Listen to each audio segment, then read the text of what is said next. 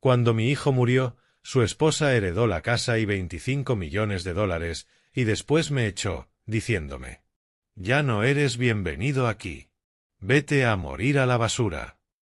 Pero unos días más tarde, el abogado soltó una carcajada y dijo: «¿Escuchó usted con atención el testamento?». Lo que estaba escrito allí hizo que mi nuera se desmayara del shock. Antes de continuar, por favor suscríbete al canal y cuéntame en los comentarios qué hora es en el lugar donde estás.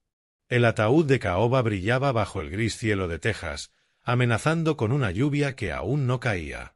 37 personas rodeaban la tumba de mi hijo, sus ropas negras haciéndolos parecer cuervos posados sobre la hierba primaveral. Yo sostenía entre mis manos gastadas la foto escolar de Jeffrey en 3er grado, los bordes ya suaves de tanto acariciarlos con los años. Mi niño se había ido, con apenas 45 años, y el cáncer se lo había llevado de todas formas. Cella se colocó a la cabecera del ataúd, interpretando a la viuda afligida a la perfección. Su vestido negro de diseñador probablemente costaba más de lo que muchos de los presentes ganaban en un mes. Sus uñas cuidadas, pintadas de rojo oscuro, descansaban sobre la madera pulida como si fuese de su propiedad, como si todo lo fuera. El ministro estaba a mitad de su discurso sobre el descanso eterno cuando ella se movió. Sus tacones resonaron contra las piedras del cementerio mientras se acercaba a mí, con esa compasión calculada dibujada en el rostro. «Clyde», susurró, pero lo bastante alto para que la señora Henderson y los Johnson la escucharan. Su mano perfectamente cuidada tocó mi brazo. «Espero que no pienses quedarte en mi casa después de esto». Las palabras me golpearon como agua helada. Algunos de los presentes se movieron incómodos, fingiendo no haber oído, pero todos lo habían hecho. Apreté con más fuerza la foto de Jeffrey, sintiendo la tensión en mi mandíbula. «Esa es la casa de mi hijo, Cella». «Era la casa de tu hijo», respondió con esa dulzura envenenada que dominaba tan bien. «Ahora es mía». Jeffrey lo dejó todo a su amantísima esposa.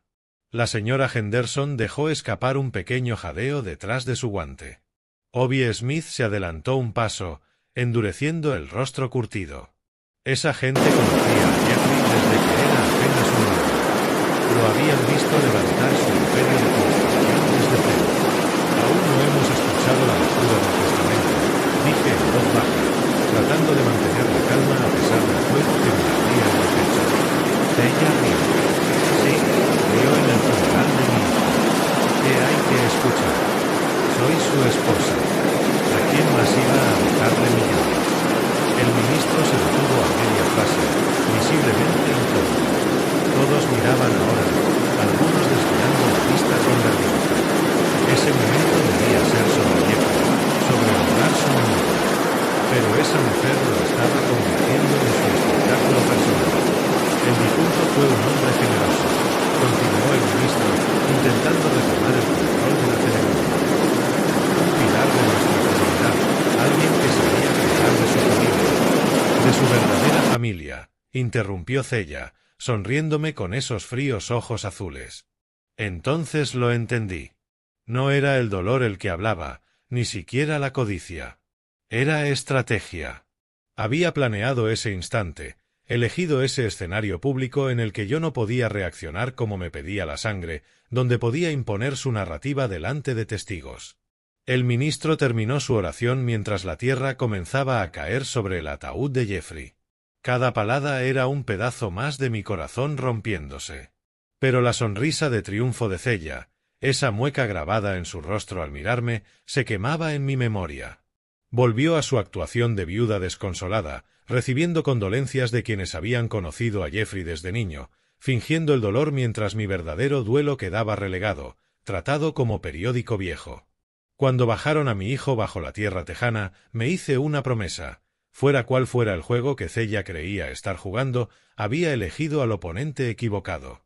La lluvia comenzó finalmente a caer con la última palada. Cuando la multitud se dispersaba hacia sus autos, yo me quedé atrás. Los sepultureros habían terminado su labor y la cruz provisional sobresalía torcida en la tierra fresca. Coloqué mi única rosa roja sobre el montículo, la misma variedad que su madre cultivaba en nuestro jardín 30 años atrás. La risa de Cella se escuchaba desde el otro lado del cementerio, rodeada de un grupo de dolientes, probablemente contándole su historia de la pobre viuda y sus cargas. El viento meció mis canas y la artritis volvió a recordarse en mis manos mientras observaba aquella foto escolar. Jeffrey con 8 años, sonrisa chueca y ese mechón rebelde que nunca quería quedarse quieto. Cuando aquel niño de ojos brillantes se convirtió en el hombre de mejillas hundidas que visité en el hospital de Houston en marzo de 2023. Centro Oncológico MD Anderson. El olor a desinfectante no podía disimular el miedo que se respiraba allí. Jeffrey había perdido ya 18 kilos, sus caros trajes colgando sueltos en un cuerpo cada vez más frágil. Los tratamientos experimentales no funcionaban. Pero él seguía luchando, siempre luchando. «Papá, quiero que sepas que me aseguré de cuidarte», me dijo aquel día, apretando mi mano con dedos tan frágiles como huesos de pájaro. «Pase lo que pase, estarás protegido». En ese momento no entendí. Pensé que hablaba del seguro de vida, quizá de una cuenta de ahorros. Jeffrey siempre había sido responsable, incluso de niño, guardando monedas en frascos de cristal. Pero al verlo luchar esos últimos meses noté otra cosa: miedo. No miedo a morir. Mi hijo nunca temió a mucho. Era miedo a dejar cosas sin terminar, a dejar a la gente desprotegida. El recuerdo me llevó 20 años atrás. Jeffrey, con 25 años, de pie en lo que sería su primera oficina, un espacio alquilado sobre la ferretería de Murphy, con una mesa plegable como escritorio y sueños más grandes que el mismo Texas. «Nunca seré pobre como fuimos, papá», me prometió, trabajando 16 horas al día para convertir aquel préstamo de $5.000 en algo real. Construyendo urbanizaciones en 3 condados, creando empleos, haciendo felices a familias en casas que levantaba su empresa. El éxito llegó rápido. Su primer millón a los 35, 10 millones a los 40. Pero nunca se detuvo. Jeffrey se exigía como un hombre poseído, persiguiendo algo que yo nunca llegué a comprender, quizás huyendo de los recuerdos del queso del gobierno, de la ropa usada, de ver a su madre contando monedas en el supermercado. La foto temblaba en mis manos artríticas. Recordé aquella última conversación coherente, 3 días antes del final. Su voz apenas un susurro, pero con palabras afiladas de urgencia. «No es quien yo pensaba, papá. Cella, lo descubrí demasiado tarde. Hijo, estás cansado. La medicina. El testamento. Me aseguré de que estés protegido. Prométeme que lucharás si hace falta». Le prometí, sin saber qué prometía. Supuse que eran delirios de la medicación o la paranoia que trae el dolor. Jeffrey murió creyendo que yo entendía, y yo había fallado en ese último momento. Ahora, de pie junto a su tumba, mientras su esposa celebraba a 50 metros, esas palabras sonaban como profecía. El dinero no lo había salvado. Años de trabajo, de sacrificios, de acumular riqueza, y el cáncer se lo llevó de todos modos. La cruel ironía ardía más que las amenazas de Cella. Pero Jeffrey había sido más listo de lo que su viejo padre había pensado. En esos meses finales, mientras luchaba por su vida, también había luchado por la mía. Guardé la fotografía en el bolsillo de mi chaqueta mientras la voz de Cella se escuchaba desde la distancia. «Bueno, es momento de hablar de asuntos prácticos». Venía hacia mí con su séquito de testigos, probablemente planeando otra humillación pública. Apreté con fuerza la foto escolar, sintiendo sus bordes blandos clavarse en mi palma. Fuera lo que Jeffrey había planeado, lo iba a necesitar pronto. La lluvia caía con más fuerza, y los zapatos de diseñador de Cella ya debían estar llenándose de barro. Bien. Que al menos lidiara con algo, aunque fuera caminar sobre hierba mojada. La grava crujía bajo mis botas mientras caminaba hacia mi vieja camioneta Ford. A mi alrededor se oían portazos de autos, motores encendiéndose, gente ansiosa por huir de la incomodidad que Cella había creado en el entierro. Ella me interceptó a medio camino de mi camión, sus tacones de diseñador marcando cada paso sobre el pavimento mojado. La señora Henderson, Joe del First National Bank y otros 3 dolientes la flanqueaban como un jurado que ella misma había reunido. Posicionamiento estratégico. Lo reconocí de mis días en el ejército. Clyde, necesitas entender la realidad. Cella se plantó directamente en mi camino, con esos fríos ojos azules clavados en los míos. Jeffrey me dejó todo. La casa, el negocio, las inversiones, todo. Su seguridad era absoluta. No era un farol ni un deseo. Sabía algo que el resto no sabíamos, y estaba disfrutando al revelarlo. Mantuve la voz plana, como haces con el ganado asustado. Aún no hemos escuchado el testamento, Cella. ¿Y qué hay que escuchar? Soy su esposa. Su risa fue lo bastante afilada como para cortar vidrio. ¿De verdad creíste que dejaría millones a alguien que jamás aportó un centavo a su éxito? Los testigos se removieron incómodos. Joe carraspeó y se puso a mirar sus zapatos. La señora Henderson apretó el bolso con más fuerza, deseando claramente estar en cualquier otro lugar, pero se quedaron. Ese era el objetivo de aquel pequeño teatro: crear testigos de su dominio, establecer la narrativa antes de que alguien pudiera cuestionarla.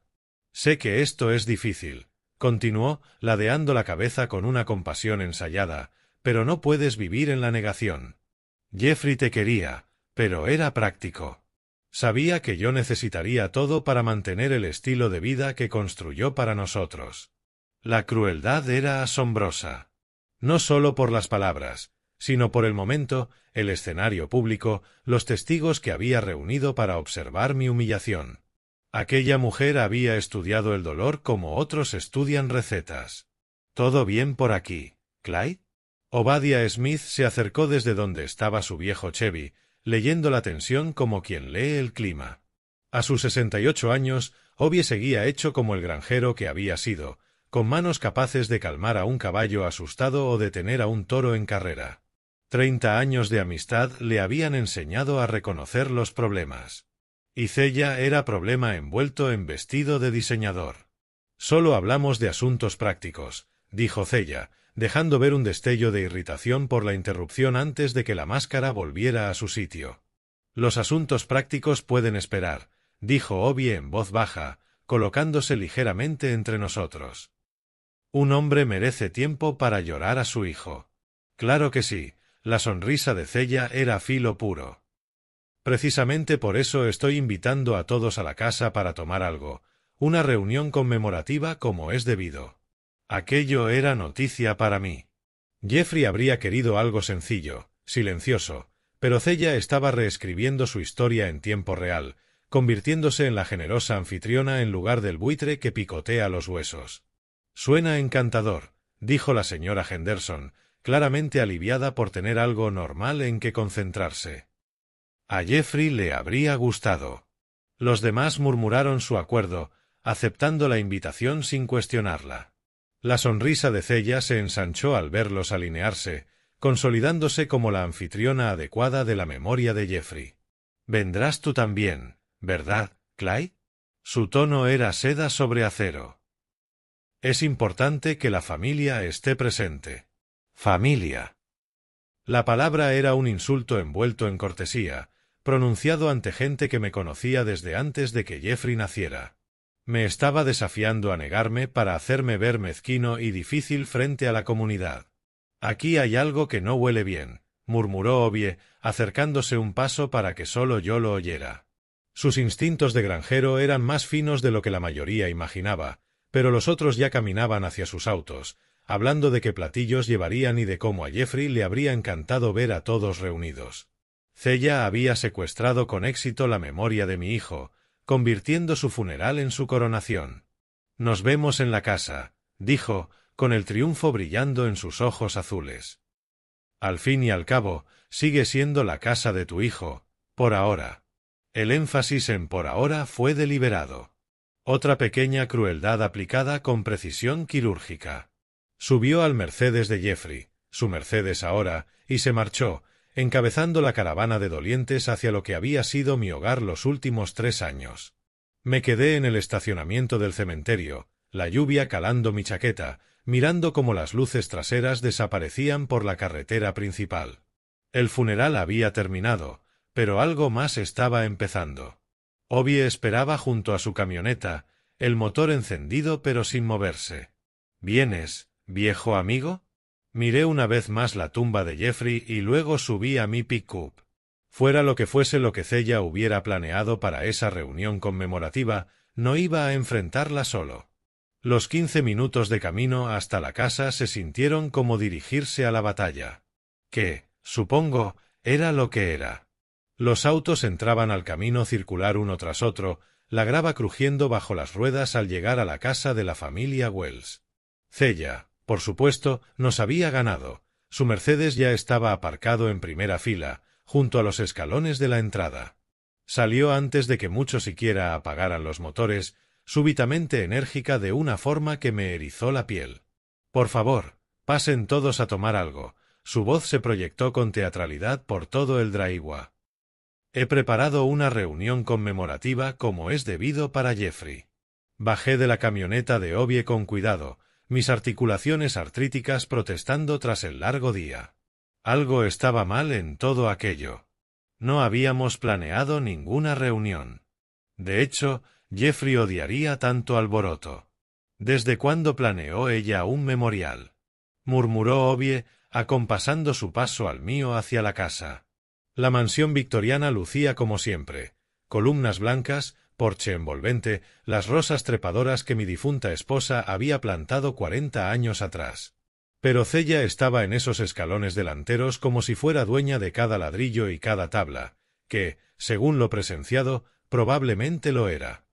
La señora Henderson alzó las cejas al acercarnos. —Clyde, querido, ¿sabías de esta reunión? —No, señora. Esto me toma por sorpresa. Cella nos oyó y nos dedicó esa sonrisa practicada. Quise que los amigos de Jeffrey tuvieran la oportunidad adecuada de recordarlo. Seguramente no te opondrás a honrar la memoria de tu hijo. Formulada así, cualquier objeción sonaba egoísta. Astuta, mi nuera. Manipuladora como un vendedor de elixires, pero astuta. Entramos en la casa que había llamado hogar durante 3 años.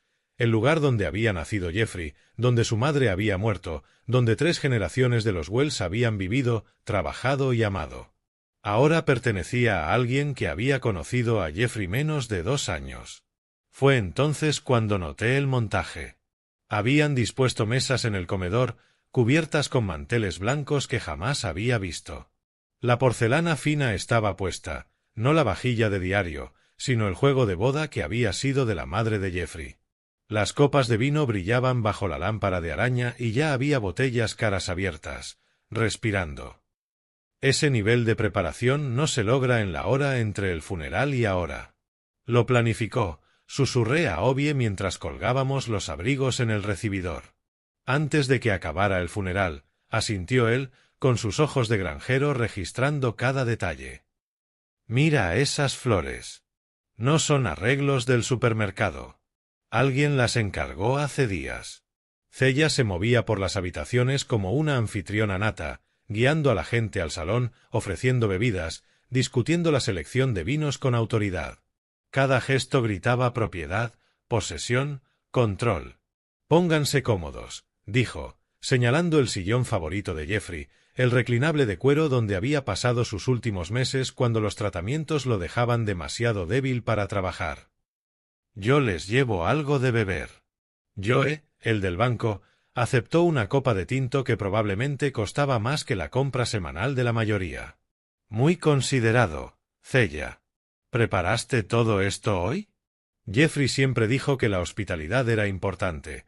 Se sirvió una copa generosa, con las manos firmes como las de un cirujano. Hubiera querido que sus amigos recordaran este día como corresponde. Recordarlo como corresponde, como si el funeral no hubiera sido suficiente.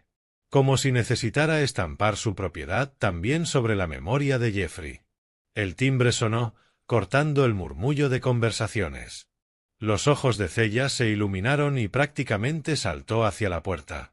«Debe ser el señor Thompson», anunció a la sala, apenas conteniendo la emoción. Ahora podremos ocuparnos de los asuntos formales. Entró Jasper Thompson, portando su maletín de documentos oficiales, expresión profesionalmente neutra, pero con la mirada buscándome al cruzar la estancia. Algo chispeó allí, un gesto que no supe leer, pero que aceleró mi pulso. Estaba a punto de comenzar el verdadero negocio. 23 personas se acomodaron en la sala, buscando sitio en sofás, sillas y donde pudieron. La atmósfera solemne pesaba como aire de tumba. Thompson se colocó cerca de la chimenea y, con eficiencia ensayada, sacó documentos de su maletín de cuero. Cella reclamó el sillón orejero más próximo al abogado, alisándose el vestido negro y ajustándose el collar de perlas. Yo tomé la silla del rincón, junto a la ventana, el mismo lugar donde había pasado incontables tardes viendo a Jeffrey trabajar en su portátil. Procedo a leer el último testamento y voluntad de Jeffrey Michael Wells, comenzó Thompson, con voz cargada de autoridad legal. La sala quedó en silencio total, salvo por el suave crujir de los papeles. Fechado el 10 de febrero de 2025.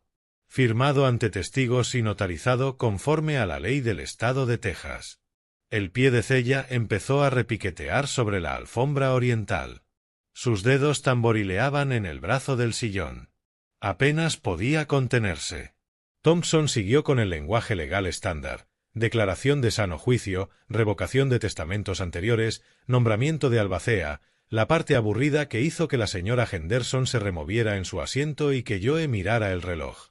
A mis leales empleados de Wells Construcción dejo un mes adicional de salario, a distribuirse por igual entre todo el personal actual, leyó Thompson con voz firme, profesional.